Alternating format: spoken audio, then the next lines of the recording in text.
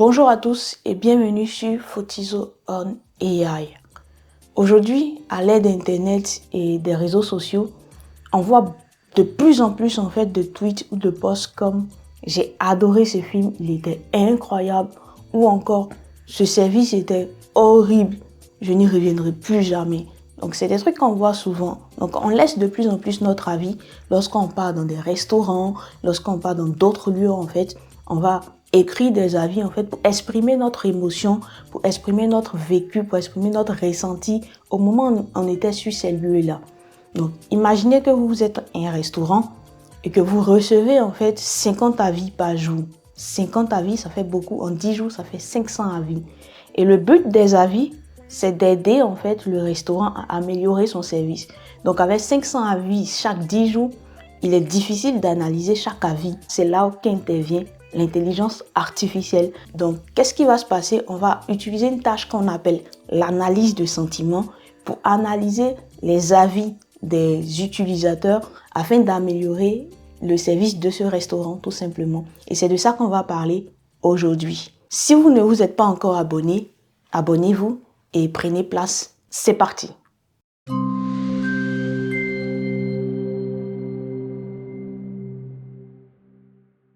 L'analyse des sentiments est une tâche du traitement automatique du langage naturel qui consiste à savoir si un texte exprime une opinion positive, négative ou une opinion neutre.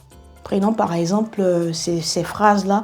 Quand vous laissez des avis sur Internet comme « ce restaurant est génial », on dira que vous exprimez un avis positif. Si vous dites « le service était lent et froid », c'est un avis négatif.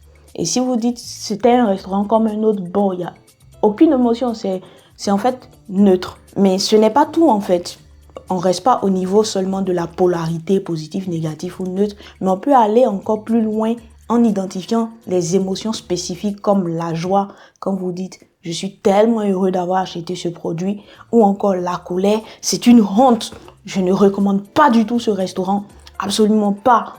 On peut aussi parler de la tristesse, « ce film m'a profondément touché, j'en ai même les larmes aux yeux » On peut parler aussi de la peur lorsqu'on a un sentiment d'insécurité face à de la nourriture ou quoi que ce soit Donc ce qui se passe, c'est que des modèles sont entraînés sur des données comme les textes que je viens de vous donner en exemple pour que derrière on puisse comprendre l'intention de l'utilisateur. Donc l'idée c'est de comprendre l'émotion, quelle était l'intention de l'utilisateur quand il écrivait ces avis-là.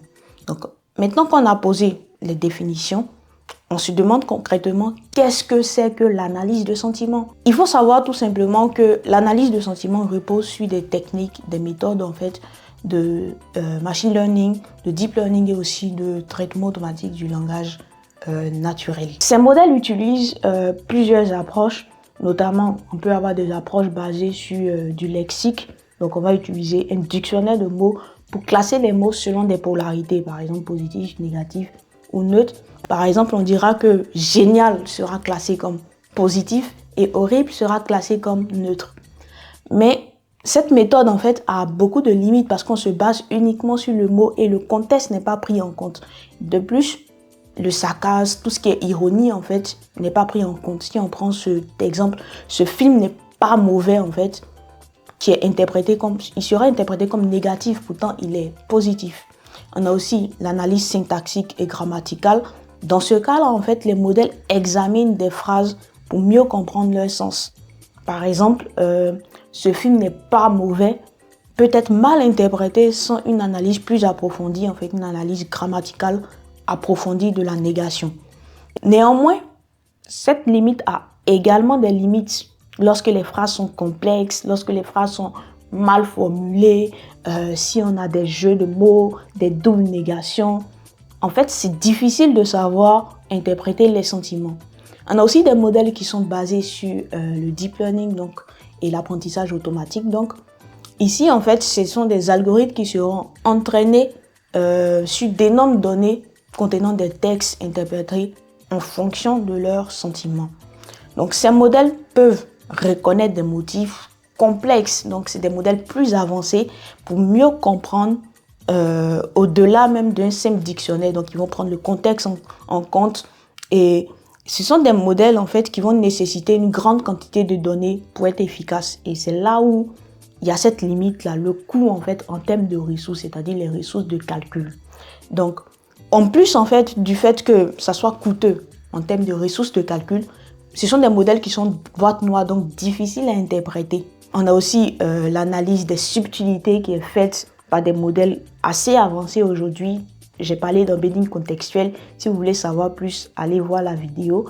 Donc, si je dis par exemple, cette expérience est une bombe, il faut bien analyser tout le contexte de la phrase pour savoir qu'il s'agit en fait ici de phrases positives. Il ne faut pas juste rester sur les mots en fait. Et les modèles avancés qui ont été proposés, notamment, vous entendez parler de ChatGPT qui est basé sur GPT, permettent en fait de connaître ces différentes nuances entre les mots. Donc, ils permettent de faire ces analyses de sentiments. Néanmoins, on a toujours des limites, notamment des limites au niveau du biais. Donc, on peut avoir des biais culturels, tout simplement parce qu'il y a des phrases, en fait, si tu es d'une culture, elles sont positives, d'une autre culture, elles sont prises négativement. Donc, c'est ce qui rend l'analyse de sentiments difficile à mettre en place, en fait. C'est-à-dire que lorsque le culturel rentre en compte, c'est compliqué. Et on a aussi des données parfois qui sont biaisées. Et ça, c'est un réel frein, en fait, pour l'analyse de sentiments. Donc, il faut débiaiser, en fait, ces données-là pour pas taguer, en fait, certaines phrases comme étant toujours positives ou comme étant toujours négatives. Ensuite, je pense que là, vous comprenez globalement, en fait, les approches sur l'analyse de sentiments. La question qu'on peut se poser, c'est où trouve-t-on l'analyse de sentiments? À quoi ça sert, en fait, dans la vraie vie? En fait, l'analyse de sentiments est partout. Il faut savoir que les entreprises utilisent pour analyser les avis des clients et améliorer leur service. Je parlais des restaurants et tout. Aussi, sur les réseaux sociaux, on utilise l'analyse des sentiments pour détecter des tendances, identifier les crises. Au cinéma, on peut prédire en fait le succès d'un film. Est-ce que les réactions qui sont retournées par les internautes en fait font que ce film est un bon film. On a aussi le cas dans les fake news pour détecter aussi dans les tweets les discours haineux et tous ces trucs là en fait. Donc faut savoir que quand on est banni parfois sur internet parce qu'on a dit un discours haineux, ça peut être en fait un modèle d'analyse de sentiments qui est derrière cela, qui permet d'analyser tous les textes qui sont postés, tous les posts qui sont faits sur internet, sur les réseaux sociaux, afin d'identifier en fait est-ce que la personne est en train d'insulter une autre personne et tous ces trucs là en fait. Donc c'est basé sur l'analyse de sentiments. Attention, j'ai dit on utilise pour faire ça, mais il faut savoir que c'est pas parfait en fait.